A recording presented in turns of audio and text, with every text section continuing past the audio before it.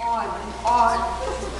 In other parts of this great land, some English gentlefolk did land, and, begging favors from the crown, in 1607 did found Jamestown. I claim this land and name this settlement in honor of our liege, Lord King James VI. Oh, the first of them. There, I told you it were lost. We found Jamestown. Now, I'll bet you the fact just gonna grow here just dandy. We just need to find some damn slaves to do the work. And still a third group, Pastor and Flock, did land up there at Plymouth Rock. Let me out. I want to make this brave new world safe for women. Mrs. Hutchinson, dear, not before you sign this Mayflower Compact. Enter Henry Clay.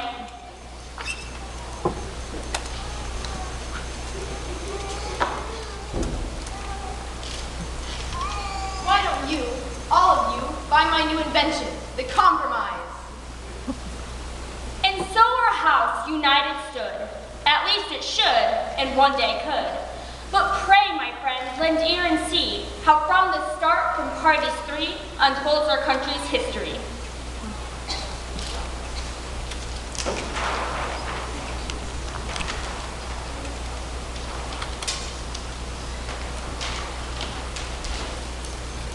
In Salem, Massachusetts.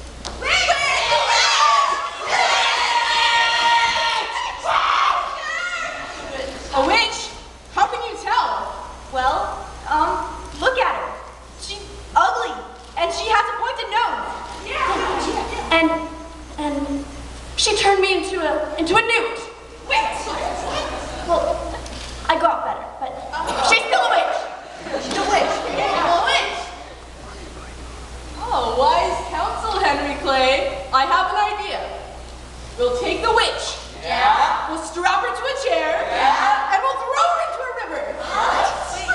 If she drowns, we'll know she's human, and therefore not a witch. And if she lives, we'll know she's a witch, and we'll burn her to death! But doesn't that? No. Silence. It's perfect. Yep. Nailed it. Am I right, Henry Clay? I am so darn good at this compromising business. I mean, seriously. Gotta fly. Get out!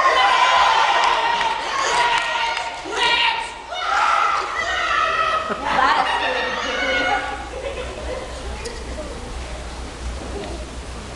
The year is now 1776.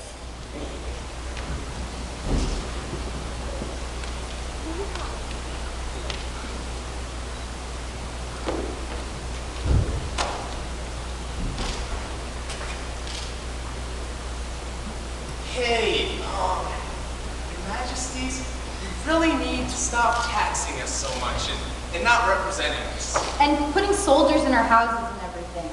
No, I don't think we will. You're just a colony after all. A piggy bank, if you will.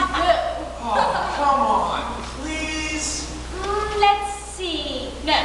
Listen, cut it out. Or give us some representation in Parliament so we can lose in a fair fight. Sorry, I can't help you, and I won't. Come on. No. Yes. No. Yes. No. Fine. What do you? Don't even think about it, Scuttle. That's my tea, not the tea. Great bloomin' Lily! What are you gonna do about it? Well, you can't have any ships anymore, or any rights. That's the ticket. No rights. Fine. Thank you. What are you doing? We're writing a Declaration of Independence. Oh, what? Independence? Not likely, mate. Not at all. Well, try and stop us. Hey, Madame France, can you please come over here and help us? It's just as much your fight as it is ours. Perhaps, but not until you're having the chance for victory. Hey, friends, want help now? I suppose.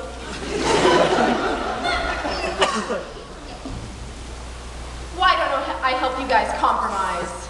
Henry Clay? Again? You're not even born yet. You know what? Get out of here.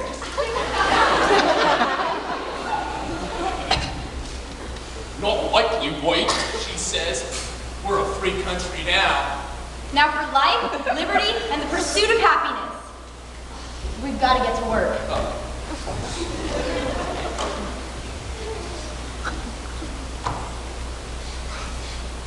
The year is now 1856. The place is Backwater, Illinois.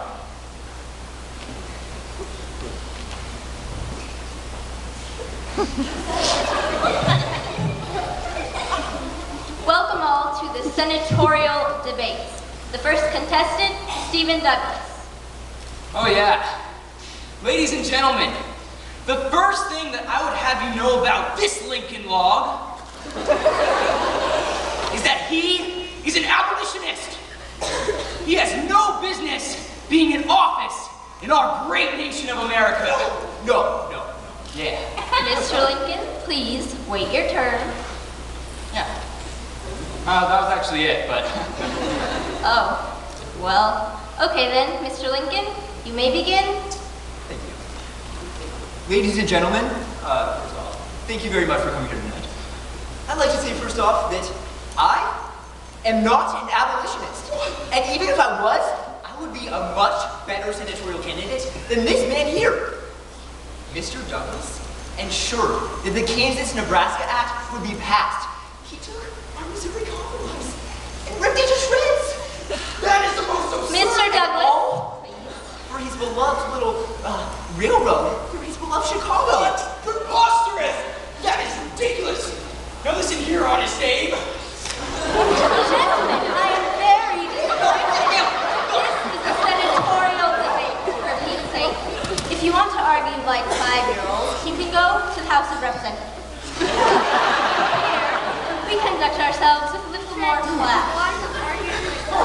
Any other comments? No? Okay then, thank you ladies and gentlemen for joining us at our debates. We hope you show up again next time. Look here, Honest Abe. I totally creamed you. Are you kidding me? I creamed you like cream cheese. Who do you think you are? I'm gonna be president one day. President? You and whose army? The Union Army.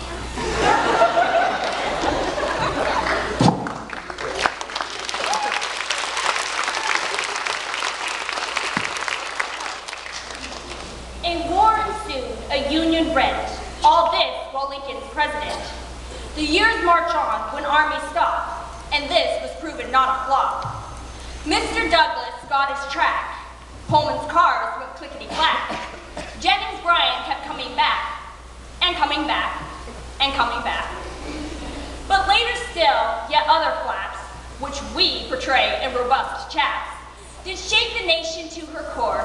Can Henry Clay save us once more?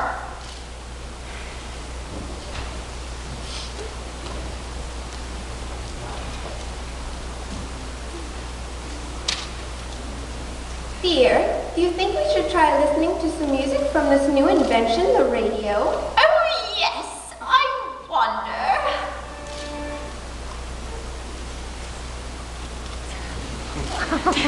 What is happening, dearie? Let me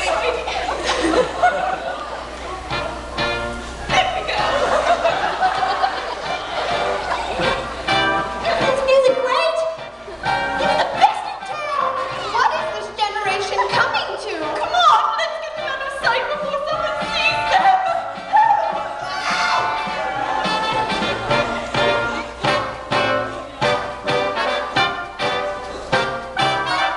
Now, can't you ladies come to some sort of compromise? Wait! Hold on, Henry Clay. Aren't you supposed to be dead? You were alive when my grandmother was alive. Now, ladies, stop getting off the point. I have an idea. You can compromise. Both generations will live separate, equal lives. Shake it, baby, shake it.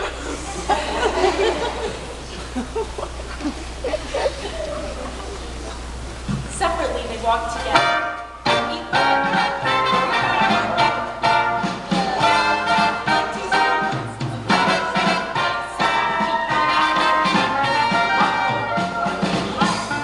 Stratosphere shot. Oh, Mildred, how are your socks doing? They are rising. She'll get on and on forever. That light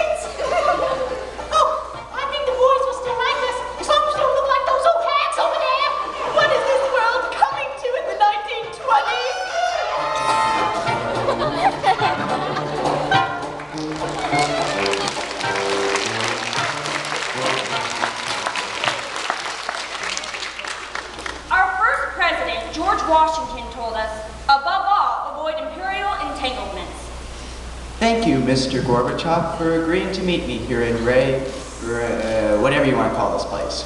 Reykjavik. Now to business. I will cut my country's nuclear armaments by 15% if you will agree to do same. No, we will not do that. Now, surely we can reach arrangement. There must be something else that can convince you. Well, I suppose I could compromise a bit. Did somebody say compromise? Who the heck are you? Clay, we talked about this. Go back to the 1800s where you belong. Fine then, Mr. General Secretary. We will agree to this arrangement if you agree in turn to tear down the Berlin Wall. No, we will never do that. There must be some other way to change your mind. Like we will cut our nuclear armaments by 25% and you 15%. If you will agree to tear down your Star Wars program. We will not abandon our strategic defense initiative. America does not bend to communist nations. The Truman Doctrine states it clearly, and I will not compromise. Mr. Truman is no longer president, and there's got to be a way to convince you to abandon your Star Wars program. We will not abandon our strategic defense initiative, and for Pete's sake, Mikhail, stop calling it the Star Wars program. Someone might get the wrong idea. How you like it? Wrong idea. First, Henry Clay, now Yoda, what is this world coming to? You know what?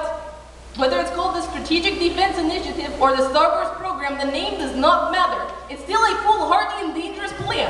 I mean, seriously, flying into space to shoot down missiles. It's only a matter of time before our enemies get a hold of the technology and use it against us. You're putting the cons before the pros. This is what we are talking about. If we leave out the cons, we get annihilated, demolished, completely destroyed. All this anger not good. Peacemaker the Jedi are.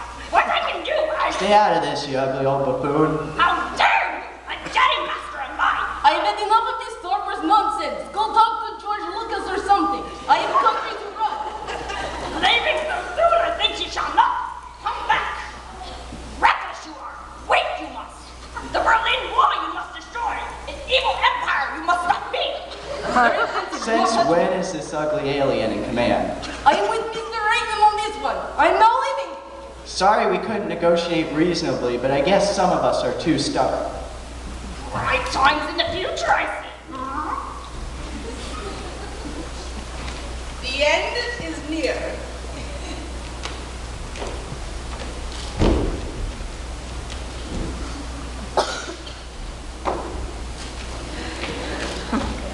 The end is here.